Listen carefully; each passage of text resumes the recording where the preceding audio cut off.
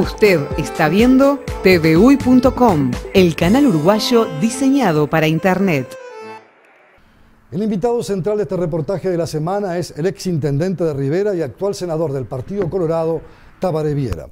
Con él vamos a conocer la creación de este nuevo sector que se está formando dentro del Partido Colorado y que tendrá como nombre Dignidad Vallista. Él es representante de Propuesta Vallista, sector que lidera el senador José Amorín Valle. Se trata de crear, dijo, un polo alternativo a lo que muchos colorados señalan como una derecha conservadora que representa al senador Pedro Bordaberry dentro del Partido Colorado.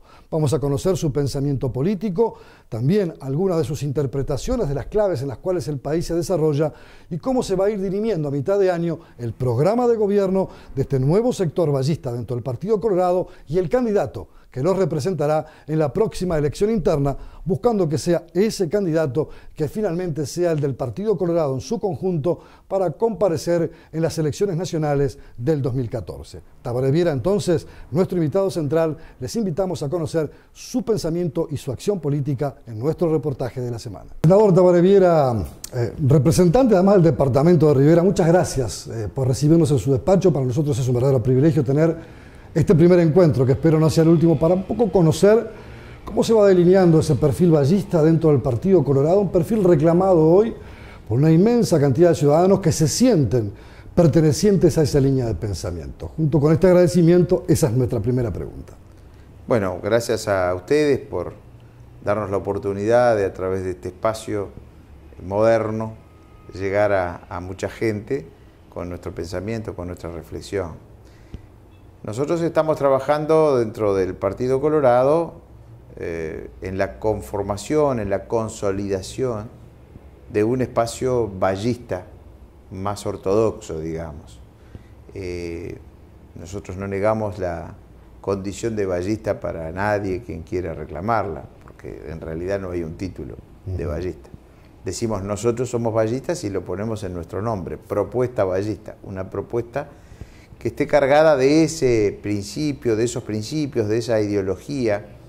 El vallismo, sin duda, que fue el constructor del Uruguay moderno a través de esa ideología que nos legó Valle Ordóñez y de la cual está impregnada la sociedad uruguaya, más allá incluso a veces de los propios partidos políticos, ¿no?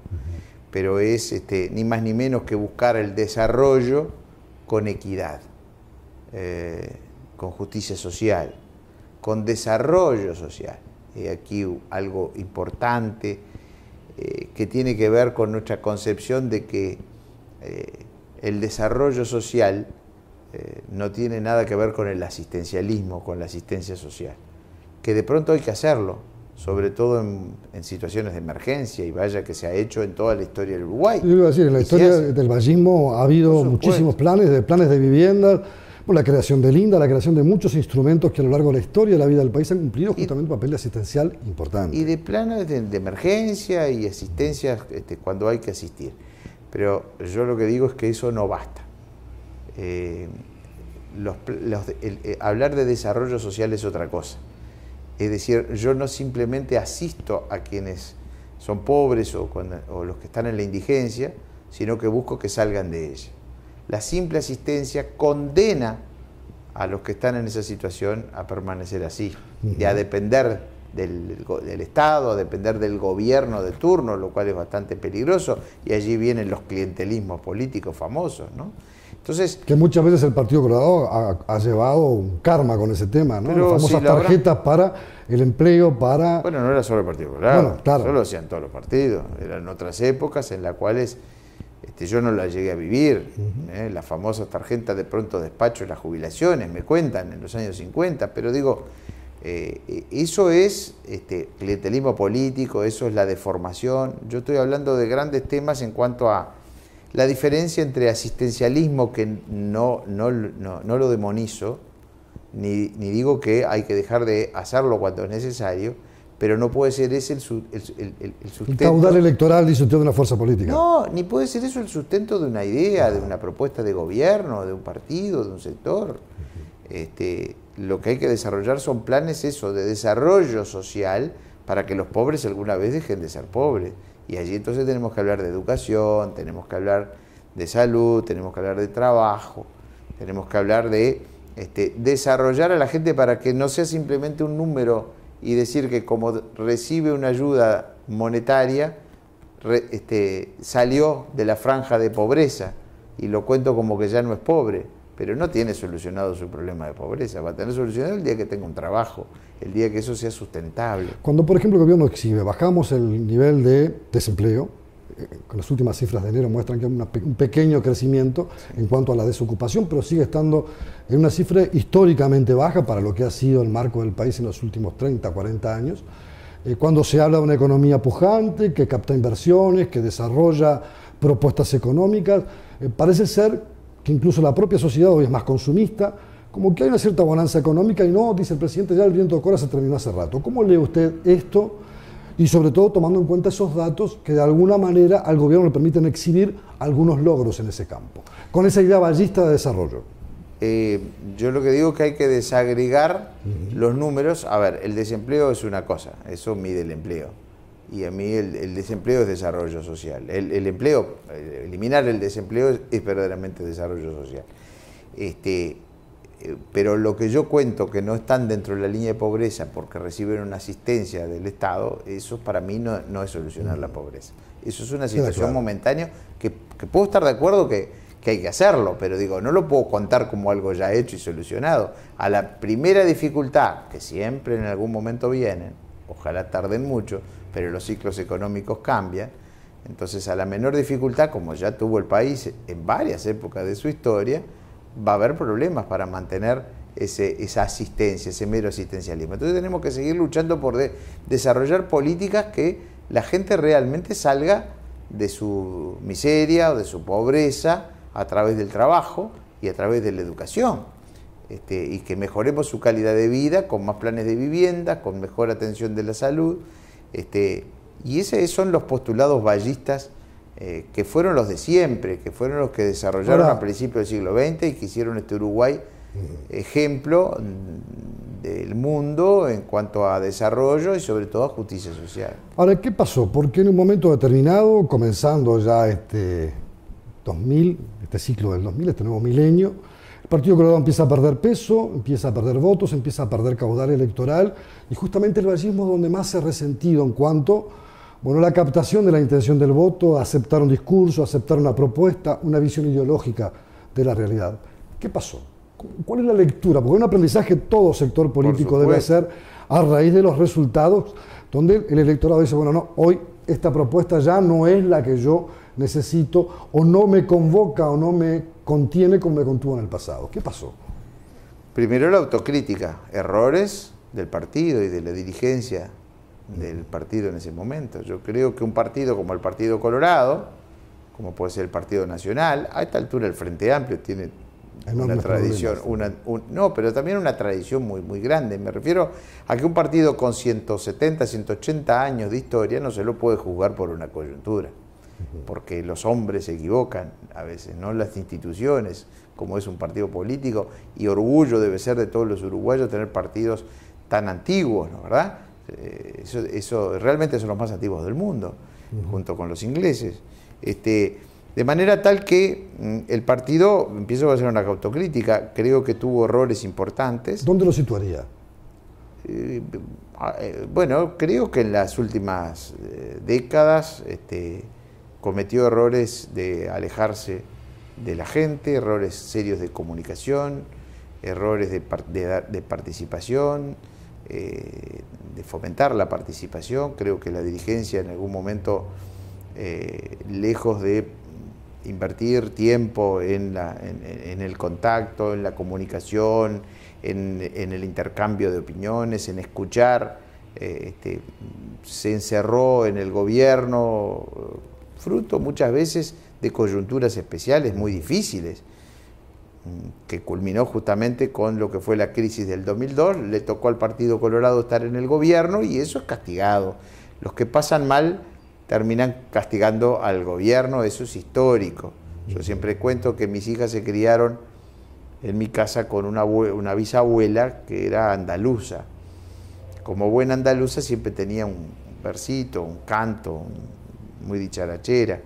Y cuando lloraba un niño en la casa, lo primero que decía es: ¿qué niño nos mandó el gobierno? ¿Qué niño nos mandó el gobierno? Porque el gobierno siempre es el culpable. Sí. Entonces el Uruguay vivió en los años 2000, 2002, una crisis que lamentablemente sufrimos muchos, los uruguayos todos. Y bueno, estaba en el gobierno el Partido Colorado. Con polémicas internas fuertes. Y por supuesto también. Con divisiones muy marcadas como las tiene hoy, las está teniendo el propio gobierno, ¿verdad? Sí. En la actualidad. No tanto, ¿no? No tanto como ahora, como tiene este gobierno, ¿eh? Claro, pero digo, había roces entre la conducción de lo que había sido, por ejemplo, vamos a tomar la administración Valle, la última, con lo que había sido, con lo que pensaba, opinaba y desarrollaba el Foro Ballista. Sí. Hubo lecturas distintas, hubo cambios de programas, cambios de proyectos, cambios de hombres y sobre todo cambios de caminos. Eso por lo menos es lo que se escuchaba. No, pero más que problema, porque el partido siempre estuvo en eso muy unido y sobre todo en momentos de crisis. Yo creo que el país se unió en el momento de la crisis. Sí, fue un momento muy importante. Fue un momento muy importante. No habían grandes diferencias porque la crisis es crisis, además fue una crisis importada. Hoy se sabe, hoy la gente con la perspectiva del tiempo la analiza un poco mejor. Fue una crisis que nos vino de afuera, que empezó con la devaluación brasileña el 13 de enero del año 99, y luego la crisis argentina financiera con los bancos y las corridas bancarias, que realmente fue una crisis que nos vino de afuera, más la aftosa, que también nos vino de afuera, hoy se sabe, que nos complicó todo los mercados como que hoy hubiera un problema que nos cerraran las exportaciones de carne. Todo eso eclosionó y yo diría que se salió bien, pero con muchos dolores. Ya en el 2003 y en el 2004, cuando entrega el gobierno el Partido Colorado, cerró, reconocido por el propio entonces ministro Astori, se hizo todo lo que había que hacer y se cerró con un crecimiento del 12%, pero con muchas heridas, y eso le costó al partido. Pero también hubo errores, y es bueno decir, porque tenemos que pedirle disculpas por esos errores. De pronto no fueron míos, pero fue de la dirigencia del partido. Partido que después se renovó. Hoy hay un Partido Colorado renovado, hoy hay un partido que muestra dos sectores por lo menos fuertes, el de Vamos Uruguay y el que estamos construyendo, Propuesta Ballista, ahora también en un espacio mayor que nos nuclea a todos los, o que pretende nuclear a todos los sectores ballistas. Hoy Proba Uruguay es posible, algunos ballistas independientes, en lo que llamamos ballistas de ley, y que estamos elaborando entonces estudios, propuestas programáticas, y volviendo a un discurso de desarrollo social con equidad. Lo dejo planteado para después de la primera pausa que vamos a hacer. Ese diálogo interpartidario. Vamos Uruguay, un sector fuerte, consolidado, con un perfil muy definido, distinto al que va a presentar Propuesta Ballista. ¿Cómo es ese diálogo? ¿Qué fecundidad hay? Porque yo he escuchado a algunos dirigentes ballistas decir: nos hemos derechizado mucho y al partido le falta justamente esa lectura y esa visión ballista que históricamente tuvo. Me lo contesta enseguida. Gracias. Son líneas aéreas Uruguay. Vuelos directos de Montevideo a Buenos Aires y Montevideo a Rosario, Argentina. Para consulta de horarios y reserva de pasajes, sol.com.ar. Consulte a su agencia de viajes. Solo a través del correo uruguayo podés mandar un bozal para Yacaré. ¿Un bozal para Yacaré? No, un bozal para Yacaré Artigas. Ah. El correo uruguayo llega hasta donde quieras.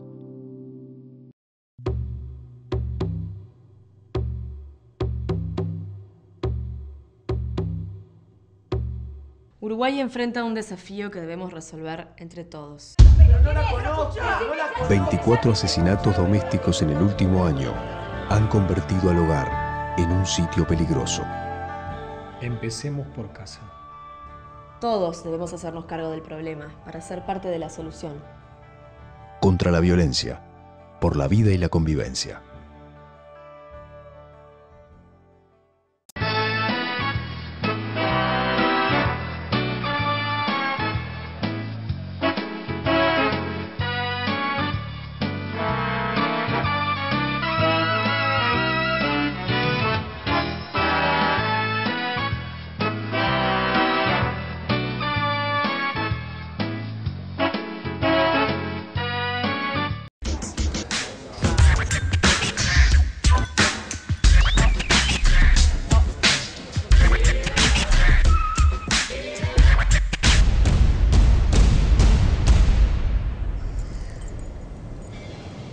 ¿Sabías que en Uruguay la edad de inicio del consumo de alcohol es a los 13 años? A menor edad de inicio, mayor posibilidad de tener problemas con el alcohol. Conectate con tus hijos. Cambiar es posible. Junta Nacional de Drogas. Presidencia de la República.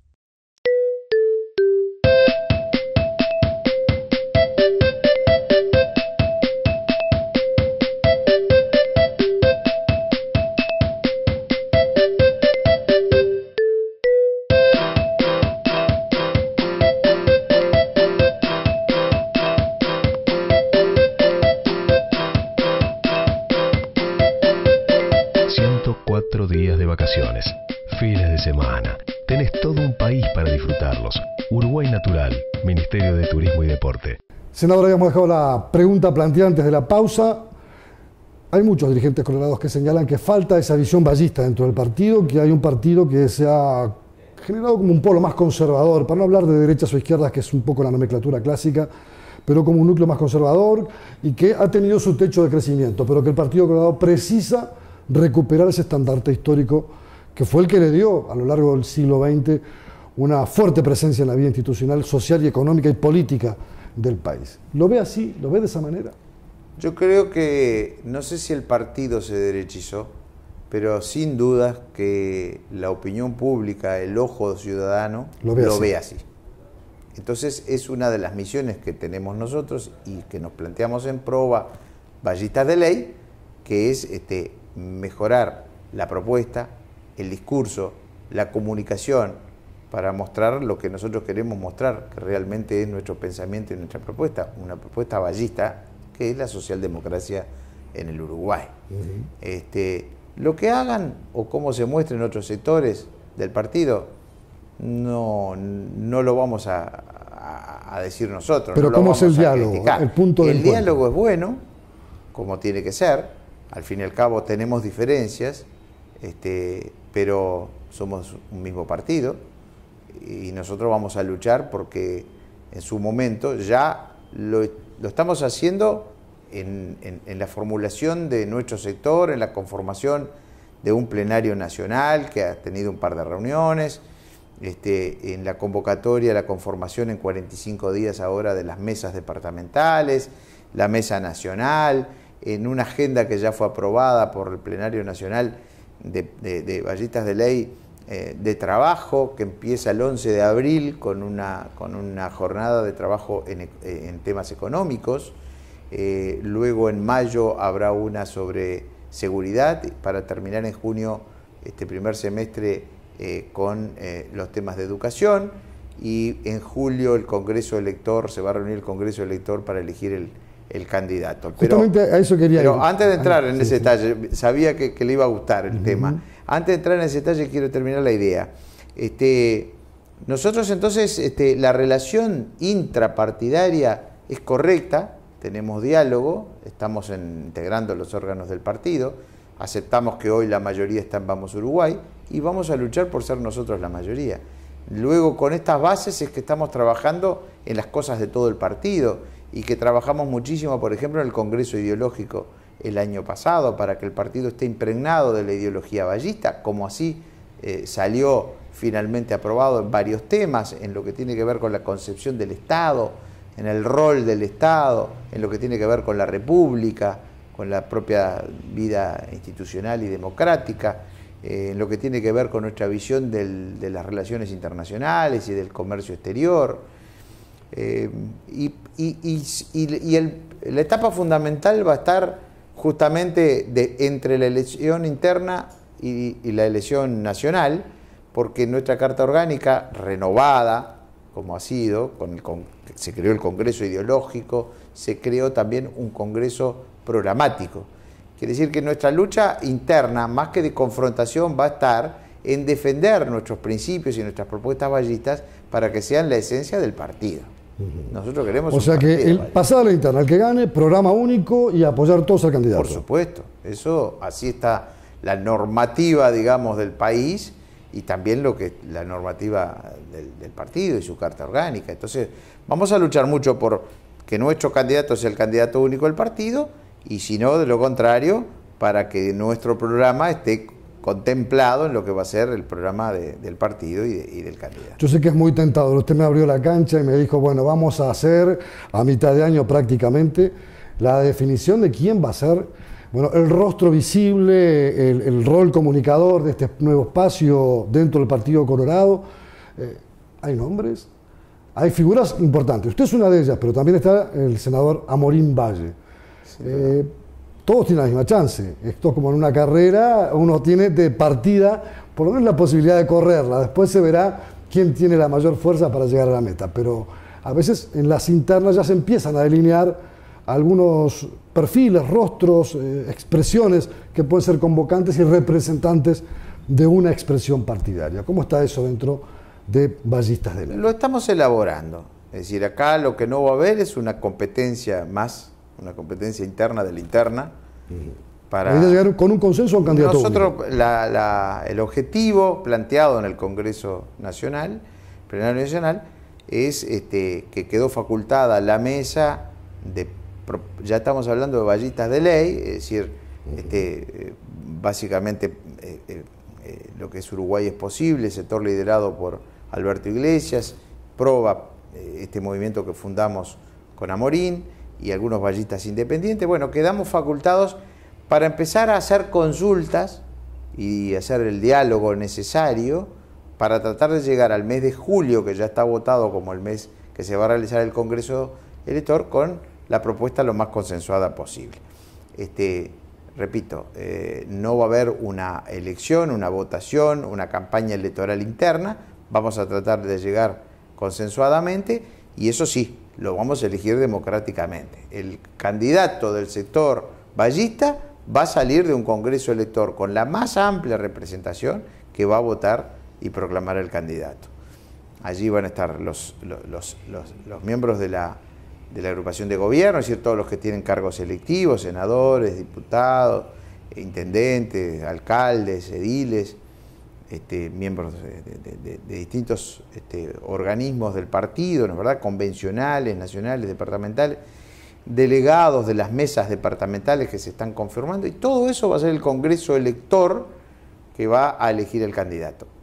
¿Cuál va a ser? ¿Nombre? Bueno, todos están. Cuando se empieza abrir el abanico, bueno, todos podrían ser candidatables, ¿no? Pero vamos a llegar a un consenso rápidamente. Yo no puedo decirle un nombre hoy, porque hoy todavía no lo tenemos, recién empezamos.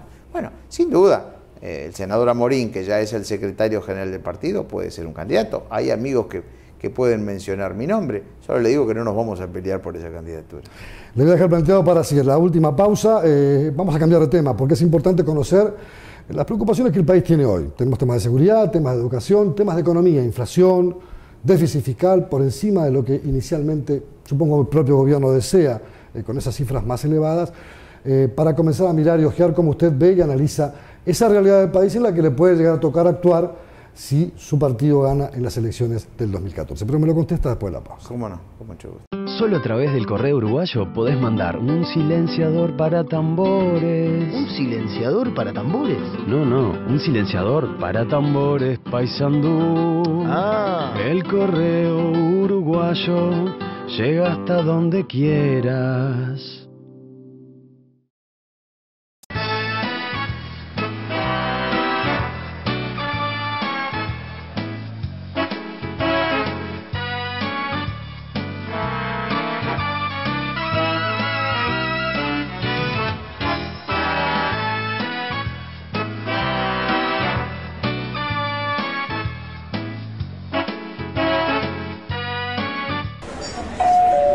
Son líneas aéreas Uruguay. Vuelos directos de Montevideo a Buenos Aires y Montevideo a Rosario, Argentina. Para consulta de horarios y reserva de pasajes, sol.com.ar. Consulte a su agencia de viajes.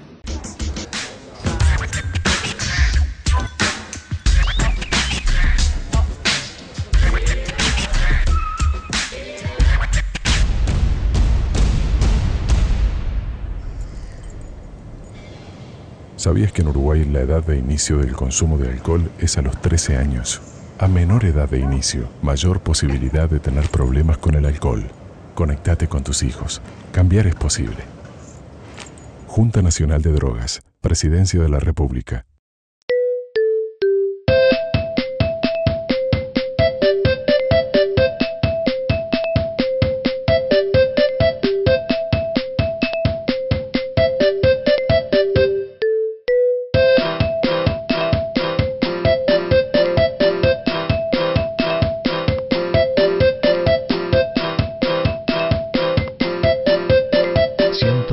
Días de vacaciones, fines de semana. Tenés todo un país para disfrutarlos. Uruguay Natural, Ministerio de Turismo y Deporte. Senador, la pregunta estaba planteada y bueno, vamos a meternos en los temas de coyuntura.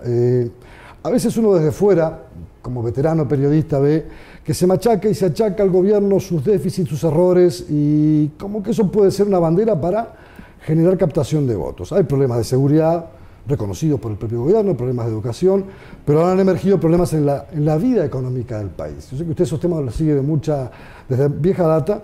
Tenemos un déficit fiscal del entorno del 2,5%, muy elevado. Un poquito más. Un poco más, casi 2,7%. Estamos también con una inflación que sigue creciendo y va por encima del rango meta fijado, me parece, entre 4 y 6%. Sí. Si seguimos con este nivel se va a pasar más rápido. Febrero el 9, ¿no? Febrero el 9, 1,9 en el mes de enero. ¿Cómo ve esto? ¿Y qué se puede hacer para buscar, en este caso, un esfuerzo y un apoyo de todos para que esto no se dispare? Porque si le va mal al gobierno en ese tema, le va mal al Uruguay como país. Claro, eso es lo que nos preocupa. Eso es lo que venimos de alguna manera alertando desde hace unos cuantos años y con mucha fuerza en el presupuesto del año 2010. Ya allí, si usted mira las versiones taquigráficas de las discusiones en comisión y luego en el plenario, advertíamos algunas cosas. A ver, nosotros tenemos en el país en este momento una bonanza económica y una coyuntura que en décadas no se daba, que tienen que ver mucho con la coyuntura regional e internacional, mucho más que con virtudes de la administración o del gobierno, que también las tiene, sin duda. Algo hace para... pero fundamentalmente acaba el viento de cola al que se habla, que el otro día Lorenzo fue el que lo dijo, el ministro de Economía. Se acabó el viento de cola, quiere decir que está reconociendo que había un viento de cola, solo que yo discrepo que se haya terminado, porque siguen los mismos precios, así que el viento de cola no se terminó. El viento de cola es los altos precios de nuestras materias exportables, fundamentalmente las materias agropecuarias, ¿no es verdad?, lideradas por la soja, la carne, mercados muy importantes y muy sólidos como el chino, que aportan 40 millones por año de consumidores que salen de pobre a clase media, que consumen más. Una coyuntura que favorece porque las bajas tasas de interés, casi nulas, que pagan el mercado financiero, lleva a que los inversores busquen otro tipo de inversiones que les sean más rentables. Entonces, estimula a la inversión inmobiliaria, a la inversión en campos, en ganado. Se calcula que un buen porcentaje del crecimiento en el sector pecuario, fundamentalmente, son más que nada inversores financieros que no conocen una vaca, que son de afuera del sistema. Un precio de la moneda, un precio del dólar que ha favorecido en cuanto a la relación incluso de la propia deuda uruguaya, pero que a su vez está perjudicando por otro lado porque le hace perder competitividad. El famoso retraso cambiario que reclaman los productores. Que reclaman los productores. Quiere decir que ha tenido una coyuntura muy favorable el gobierno y nosotros le venimos advirtiendo que lo que estaba equivocado era el gasto. Y ahora también el ministro de Economía acaba de alertar, se acabó el gasto, se acabó el viento de cola, ojo, terminemos, controlemos el gasto. Bueno, una rendición de cuentas más austera, sin margen como hubo el año pasado para mayores gastos. Pero, claro, el año pasado fue la expresión máxima de locura. El déficit había sido menor que el previsto, que significaban 140 millones de dólares, y el ministro le dijo a los ministerios: tenemos 140 millones para gastar, pero no era que les sobraban 140 millones, que habían tenido un déficit más chico. Pero decirle a los que tienen que gastar que siempre, porque es verdad, a ver. Necesidades hay en todo. Las necesidades son crecientes, claro, que gastar siempre hay. Pero además la composición del gasto. No solamente el gasto es muy elevado, que lleva a eso. Hablar de casi 3% de déficit fiscal es hablar de 1.500 millones de dólares. 1.500 millones de dólares. Y el déficit es lo que se gasta de más de lo que se ingresa. En un presupuesto que está cuadruplicado. Aún sigue siendo, a pesar de la cifra, ¿sigue siendo manejable con esta coyuntura? ¿O se puede disparar y se vuelve inalcanzable como pasó en otros periodos de nuestra historia? Yo creo que en este, pero es que el déficit mayor al 3% no hubo muchas veces en el mundo, en el país, en la historia del país. Es uno de los más altos de la historia. Con esta coyuntura es manejable, por supuesto que es manejable. El problema es que cambie la coyuntura. ¿Hay oídos sordos del gobierno para, por ejemplo, escuchar este tipo de planteos? ¿No quiere hacer una política de Estado? ¿No ha intentado buscar acuerdos que permitan construir justamente una barrera para que no se dispare más aún esta situación? Usted sabe que cada llamado, cada propuesta que se nos hizo a la oposición, en particular al Partido Colorado, para buscar políticas de Estado en distintas cosas, allí hemos estado, aportando nuestros mejores hombres y aportando nuestras mejores ideas. Lo hicimos en educación, lo hicimos en seguridad, al principio del gobierno el principio del gobierno Frente Amplista con Tabaré Vázquez. Sí, después con el gobierno y Mujica. Luego con el gobierno de Mujica. Votando incluso presupuestos muy elevados. Y votando recursos. Votando recursos, porque bueno, bienvenidos si habían más recursos. El gobierno recauda 4 veces más que lo recaudado en el 2000. Tiene un presupuesto de casi 12.000 millones de dólares. Y aún así no le alcanza y tiene un déficit de 1.500 millones de dólares. Es una barbaridad. Pero además, ¿en qué se gasta? Mire, si nosotros analizamos el presupuesto de inversiones de obras públicas del presupuesto de este gobierno, es el menor de los últimos 30 años. El menor, ¿eh? Cuando se lo dijimos al ministro, cuando vino a la comisión de presupuestos, nos dijo, bueno, pero pensamos suplir eso con inversión privada. Porque fue invento de este gobierno privatizar más las cosas, contrario a un discurso tradicional de la llamada izquierda. PPP, ¿no? Los PPP. La ley de participación público-privada, para algún televidente que no le exactamente, ¿no? Con la intervención en la sociedad del Estado con privados. Pero hablar de hacer carreteras con inversión privada es hablar de poner más impuestos, o por lo menos más peajes. El inversor privado va a venir si tiene rentabilidad. Bueno, pasó en la historia del país, por ejemplo, con la ruta interbalnearia, con algunas rutas nacionales. Claro. Cosa que no está mal en la medida que eso quede como soporte de transporte para el Uruguay. Pero... No, yo no digo que esté mal, porque nosotros siempre defendimos la posibilidad de que privados estén invirtiendo. Está mal para quienes siempre dijeron que no, que los privados no debían. La fuerza a veces de la realidad puede llevar a que las cosas cambien. Y es lo que critican algunos sectores más de extrema izquierda, que dicen que el Frente ha cambiado, y claro que ha cambiado, está actuando totalmente al contrario de lo que siempre, cuando pintaba los muros Yankees Go Home, y cuando pintaba no al Fondo Monetario, y cuando no pintaba no pagar la deuda externa, ¿verdad? Ahora, está muy bien la inversión de privados para hacer obra pública, carreteras, caminerías, si después no se dice, bueno, pero no tenemos plata para la caminería rural, así que hay que poner nuevos impuestos, aunque sean inconstitucionales. Pero los intendentes lo llevan eso, ¿eh? Porque es un recurso genuino, lo hemos escuchado, que ellos necesitan para esas obras de caminería. Usted estuvo al frente de Rivera. Los intendentes, a veces es bienvenido ese recurso. Los intendentes lo llevaron porque, bueno, necesitan esos recursos porque no tienen esos recursos de otro lado. Pero yo estoy analizando el presupuesto.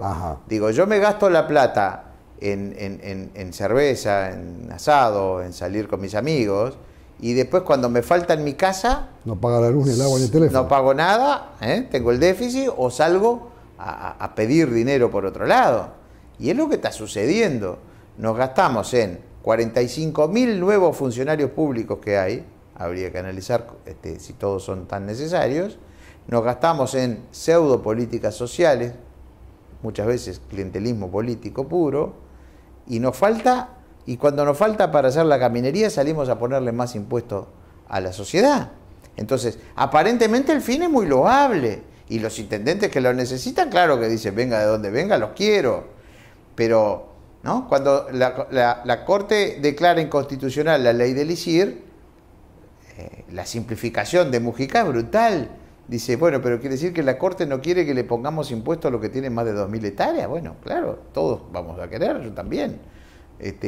Solo que no puede ser inconstitucional. ¿Una ley es constitucional o no es constitucional? Ahí apareció y emergió el fenómeno de los dos gobiernos. Por un lado, el astorismo que estaba en contra de la génesis de ese impuesto, según dicho por los protagonistas. Exacto. Y planeamiento y presupuesto, que es el que elabora.